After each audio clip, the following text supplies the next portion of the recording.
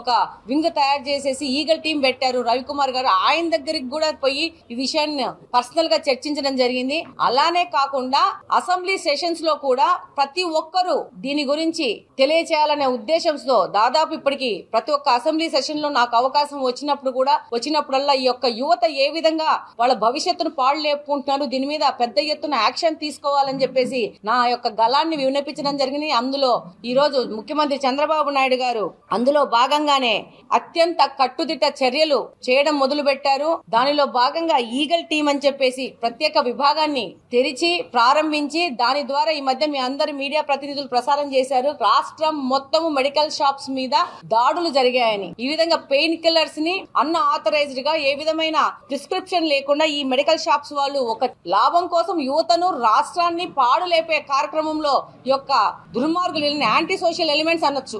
Gun పెట్టి కాలిస్తే ఒక రోజు ఒక వ్యక్తి వెళ్ళిపోతాడు. కానీ ఈ యొక్క విధమైన కార్యక్రమాల వల్ల వాళ్ళ స్వార్థాల వల్ల డబ్బు అవినీతితో సంపాదిద్దనే ఉద్దేశంతో ఈ విధమైన ప్రాక్టీస్ను పిల్లలకు పరిచయం చేసి పెద్ద ఎత్తున రాష్ట్రానికి, రాష్ట్ర భవిష్యత్తుకు, రాష్ట్ర ఉత్పాదనకు, అభివృద్ధికి తోడ్పడాల్సిన యువతను పెద్ద ఎత్తున వీళ్ళు ప్రమాదకర మార్గంలోకి తోస్తా ఉంటారు. దీని మీద ప్రతి ఒక్కరూ స్పందించాల్సిన అవసరం ఉంది. కాబట్టే దీన్ని ఇన్నిసార్లు అసెంబ్లీ దృష్టికి తీసుకుపోవడము, పెద్దల దృష్టికి తీసుకుపోవడము, అందులో భాగంగానే ఈ యొక్క రైట్స్ జరగడము. ఇక్కడి నుంచి ముందుకు కూడా డెఫినెట్ గా పెద్ద ఎత్తున పోరాటం జరుగుతుంది. మన వంతు, మన ప్రయత్నము, మన కష్టం మనం పడాలా. రిజల్ట్ దానికంతా అదా వస్తుంది. యువతకు మంచి భవిష్యత్ ఇస్తే రాష్ట్రం ఆటోమేటిక్ గా అభివృద్ధి చెందుతుందని ఒక గట్టి నమ్మకంతో పనిచేస్తున్నాము. అందులో భాగంగానే ఈ రైళ్లు జరిగాయి.